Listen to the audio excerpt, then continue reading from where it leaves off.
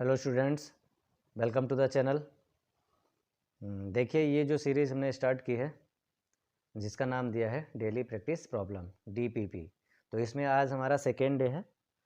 तो इसमें हम 5 MCQ क्वेश्चंस लेके आए हैं, ठीक है। और ये सारे क्वेश्चंस आप देखिए और समझ में आ रहे हैं तो आप कमेंट ज़रूर करें। और जो भी नए लोग हैं वो चैनल को सब्सक्राइब ज़रूर कर लें, ठीक है। और अपने दोस्तों के साथ शेयर करें और ज़्यादा से ज़्यादा जो है वीडियो को शेयर करें। ओके, तो सबसे जो फर्स्ट क्वेश्चन है, देखिए इसमें क्या कहा गया है। If the equation x square plus 4x plus k is equal to 0 has real and distinct roots. तो भाई रियल और डिस्टिंक्ट रूट्स की कंडीशन क्या होती है बताइए क्वाड्रेटिक में, ठीक है। नेचर ऑफ द रूट्स पर क्वेश्चन आपको मिलना ही मिलना है एग्जाम में। तो सभी लोगों को पता है भाई डिस्क्रिमिनेंट पर डिपेंड करता है। नेचर ऑफ द रूट्स किस पे डिपेंड करता है? डिस्क्रिमिनेंट पर।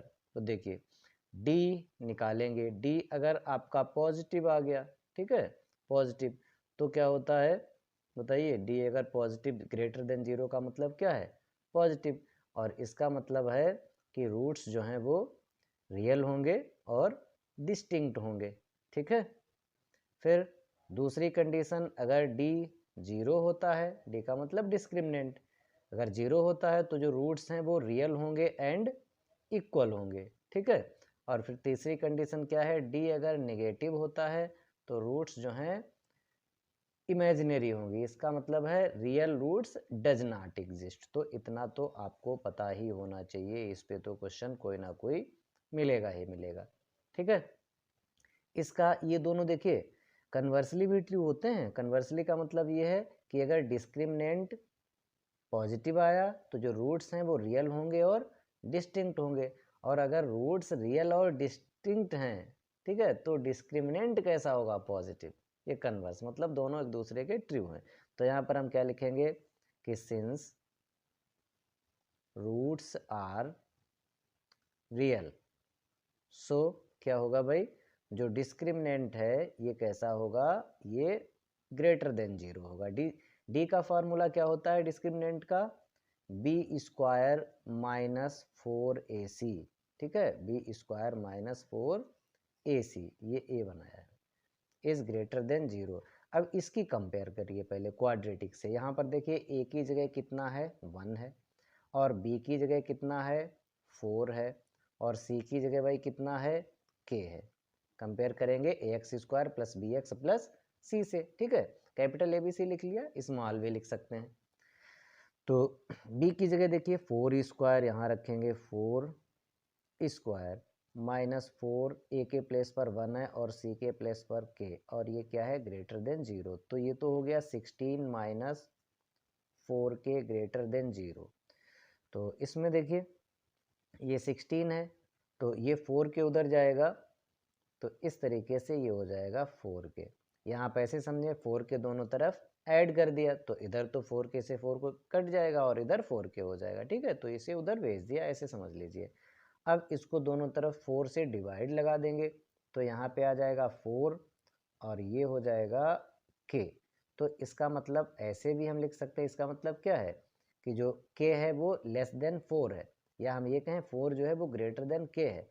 तो इसको ऐसे लिखें चाहें के इज लेस देन 4, ठीक है। तो ये और ये इन दोनों में डिफरेंस कुछ भी नहीं है, दोनों सेम है। तो बताइए ऑप्शन हमारा कौन सा करेक्ट है? ऑप्शन हमारा करेक्ट है ये वाला, पहला ए। ओके, क्लियर है? अच्छा क्वेश्चन है, मोस्ट इंपॉर्टेंट क्वेश्चन है भाई। अब देखिए क्वेश्चन नंबर 2 जिसमें कहा गया 31x plus 43y is equal to 117 and 43x plus 31y is equal to 105, then the value of x plus y. तो मैंने आपको कितनी बार बताया इसकी शॉर्ट ट्रिक क्या है भाई।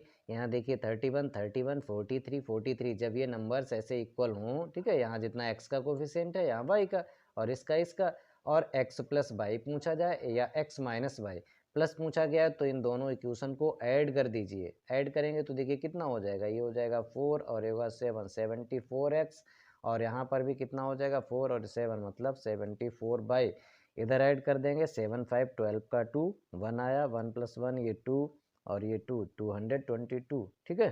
222। अब ये देखिए 74 से डिविजिबल होगी, डिवाइड कर दीजिए आप, तो इधर हो जाएगा x प्लस वाई और इधर ये 222 अपान में 74। अब देखो भाई ये 74 3 जा होता है या नहीं, 3 से मल्टीप्लाई करके देखिए, 3 4 जा 12 का 2 और 3 7 जा 21 और 1 22, तो ये इधर 3 आया, तो x प्लस वाई कितना आ गया 3। ठीक है, ना हमने x निकाला ना ही हमने y निकाला, क्या आ गया सम, तो आंसर क्या हो गया 3। तो ये इसकी शॉर्ट ट्रिक है। अगर x माइनस वाई पूछा जाए तो इससे इसे माइनस कर दीजिए, यहाँ पर जो भी आ जाए, ठीक है, वहाँ देख लेंगे भाई x माइनस वाई कैसे मिलेगा। ओके, वरना क्या करते, वरना आप पहले x निकालते y निकालते फिर दोनों का सम करते। तो क्वेश्चन नंबर जो 3 है इसमें देखिए द पॉइंट्स -4, 0, 4, 0, 0, 3 ये वर्टिसीज हैं किसकी, राइट ट्रायंगल की हैं, आइसोसेल्स ट्रायंगल की हैं, इक्विलैटरल ट्रायंगल की है, स्केलेन ट्रायंगल की हैं। तो इसके लिए देखिए शॉर्ट ट्रिक क्या है, इसके लिए शॉर्ट ट्रिक ये है कि इसे आप फिगर में मतलब डायग्राम में आप समझें इसे। तो कैसे समझेंगे, देखिए ये पॉइंट है -4, 0, तो ये x एक्सिस पर होगा, यहाँ कहीं सपोज दैट ये -4, 0 है, ठीक है, -4, 0, और ये 4, 0 ये भी देखिए 4 x एक्सिस पर होगा और ओरिजिन से उतनी ही दूर होगा जितनी दूर ये होगा -4, 0, इधर ये पॉइंट है 4, 0।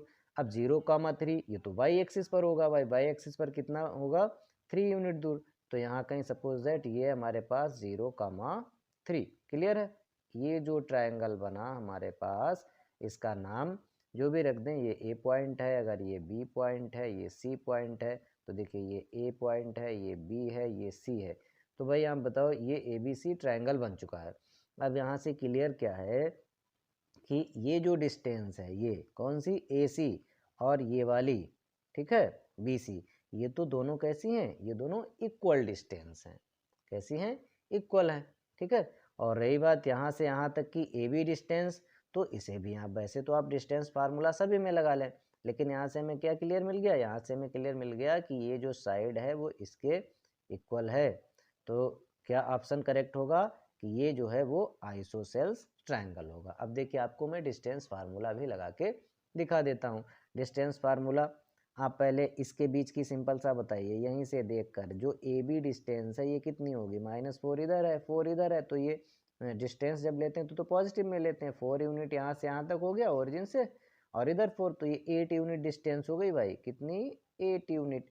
अब इसके बीच की डिस्टेंस देखिए, ए सी डिस्टेंस कितनी होगी, ये वाली, तो ये वाली डिस्टेंस के लिए आप बताओ, ये जब 4 यूनिट है यहाँ से यहाँ तक और ये 3 यूनिट है, ठीक है, 3, तो 4 है ये 3 है, तो हाइपोटेन्यूज कितना आता है 5 आता है, ठीक है। ऐसे इधर देखिए ये 4 यूनिट है ये 3 यूनिट है, तो हाइपोटेन्यूज कितना आता है 5 आता है। तो चाहे आप इसमें डिस्टेंस फार्मूला लगा लें, डिस्टेंस फार्मूला लगा करके आप देख लिए, जो ए सी डिस्टेंस आएगी वो 5 यूनिट आएगी और बी सी डिस्टेंस आएगी ये 5 यूनिट आएगी, तो इस तरीके से कैसा ट्रायंगल हो गया, ये हमारे पास जो ए बी सी ट्रायंगल है वो आइसोसेल्स ट्रायंगल आ गया है। ओके, क्लियर है। तो अब हम देखिए नेक्स्ट क्वेश्चन पर होते हैं, क्वेश्चन नंबर 4 पर। देखिए स्टूडेंट्स, इसमें हमारे पास एक ट्रायंगल ए बी सी है, वो डी ई एफ के सिमिलर है, और जिसमें एंगल ए दिया है। जब सिमिलर ट्रायंगल्स होते हैं तो उनके जो करेस्पॉन्डिंग एंगल्स हैं वो इक्वल होते हैं, तो भाई जितना ए है उतना ही डी होगा। अच्छा, रही बात जितना बी है, बी जो है वो किसके बराबर होगा, बी के करेस्पॉन्डेंस में कौन सा है, दूसरा यहाँ पर ई है, ये ई के बराबर होगा। इसका मतलब बी कितना आ गया 50 डिग्री आ गया। ए तो हमें पहले से ही पता है, तो ए बी सी ट्रायंगल में अगर हमें 2 एंगल पता चल चुके हैं तो तीसरा एंगल जो सी निकालना है वो एंगल सम प्रॉपर्टी से 180 से इन दोनों ए और बी के सम को माइनस कर देंगे भाई। ए कितना है 47 और बी कितना है 50, तो इनके सम को जब माइनस कर देंगे तो 180 माइनस ये कितना हुआ 7 और 5 4 9 97, तो कितना गया भाई 83, ठीक है, माइनस कर देंगे तो बताओ कितना आएगा 83 तो आएगा, तो ये डी ऑप्शन जो है वो करेक्ट हो गया। समझ में आया या नहीं। जब ट्रायंगल सिमिलर होते हैं तो करस्पॉन्डिंग एंगल्स इक्वल होते हैं, ए के इक्वल डी होगा, बी के इक्वल ई होगा, सी के इक्वल एफ होगा। क्लियर, तो ए तो हमें पता था, ओके। अब बी हमें कैसे पता चला, जब ई पता था तो उतना ही बी हो गया भाई, और सी निकालने के लिए हमने फिर एंगल सम प्रॉपर्टी लगा दी।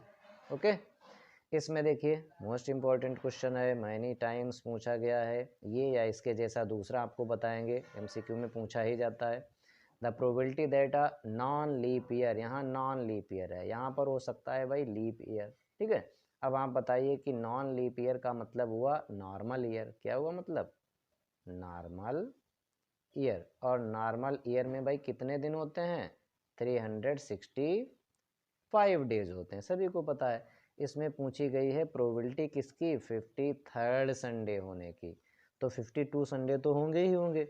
अब जो 53rd संडे होगा उसकी प्रोबेबिलिटी, तो भाई क्या करना है, कितने वीक्स होते हैं बताइए, 7 से डिवाइड कर देंगे 365 को, तो आपको सभी को पता है साल में 52 वीक्स होते हैं और कुछ दिन होते हैं, तो देखिए 7 से डिवाइड करेंगे, 7 5 जा 35, कितना आया 1, और 5 7 2 जा 14, कितना आया 1। ये एक दिन भाई एक्स्ट्रा बचा है, कब, इसमें देखो 365 को कैसे लिखेंगे कि ये 7 × 52 + 1 डे, ठीक है, क्लियर। 52 वीक्स हो गए भाई, और एक दिन एक्स्ट्रा बचा है, तो ये एक दिन जो एक्स्ट्रा होगा इसके फेवरेबल, मतलब ये कौन सा दिन हो सकता है, ये एक दिन जो एक्स्ट्रा वाला ये कौन सा हो सकता है, ये भाई संडे हो सकता है, बताओ, या फिर मंडे हो सकता है, या ट्यूसडे हो सकता है, या वेंसडे हो सकता है, या फिर थर्सडे हो सकता है, या फ्राइडे हो सकता है, या सैटरडे हो सकता है। इतना क्लियर है, कितने ये बने बताइए चांसेस, बोलो भाई 7 चांसेस बने हैं, काहे के, ये एक दिन जो एक्स्ट्रा है उसके होने के, कितने चांस बने हैं 7, या तो संडे हो सकता है वो एक दिन, या मंडे, या ट्यूसडे, या वेंसडे, या थर्सडे, या फ्राइडे, या फिर सैटरडे, ठीक है। और इसमें संडे के फेवर में, यहाँ संडे या कुछ भी दिन हो सकता है, कोई फर्क नहीं पड़ता है, संडे के फेवर में एक ही चांस आ रहा है, तो ये 7 टोटल चांस हैं, कितने चांस हैं 7, जिसमें संडे के फेवरेबल में एक है, तो इसकी जो रिक्वायर्ड प्रोबेबिलिटी हो जाएगी इस क्वेश्चन में, रिक्वायर्ड प्रोबेबिलिटी मतलब probability of getting 53rd Sundays in a non leap year, क्या हो जाएगी, जो एक दिन एक्स्ट्रा आता है, ठीक है, ये एक, तो 1/7, तो कौन सा आंसर है ये 1/7। दूसरा क्वेश्चन इसका क्या बनेगा, दूसरा क्वेश्चन ये बनेगा, यहाँ नॉन लीप ईयर की जगह लीप ईयर रख दिया जाएगा, तब भाई कितने दिन हो जाएंगे लीप ईयर में 366 डेज हो जाएंगे लीप ईयर में, तो इसमें फिर 7 × 52 और 2 दिन एक्स्ट्रा आएंगे, यहाँ पर कितने दिन आएंगे एक्स्ट्रा 2 दिन, और जब ये 2 दिन एक्स्ट्रा होंगे तो अगर पहला संडे आया है, पहला क्या आया है संडे, तो दूसरा मंडे होगा भाई, ऐसे ही अगर पहला मंडे आया है तो दूसरा ट्यूसडे, इस तरीके से पेयर बनेंगे, और कितने पेयर बनेंगे 7 पेयर बनेंगे, मतलब 7 चांसेस बनेंगे, और जिसमें ये संडे के साथ मंडे, एक संडे यहाँ पर आया है, एक आएगा सैटरडे एंड संडे, ठीक है, तो संडे के फेवर में एक आउटकम ये होगा और एक यहाँ पर होगा, तो 2 इसके फेवरेबल आउटकम्स होंगे, और अपॉन में 7, तब हो जाएगा आंसर कितना, आंसर हो जाएगा 2/7 ये। तो दोनों आपको क्वेश्चन याद रखने, तैयार रखने हैं। क्या इसकी शॉर्ट ट्रिक है भाई, एक दिन एक्स्ट्रा है तो इसकी 53rd संडे की प्रोबेबिलिटी 1/7, 2 दिन एक्स्ट्रा आएंगे हमारे पास इसमें तो इसकी 2/7। ओके, क्लियर है। Thank you students.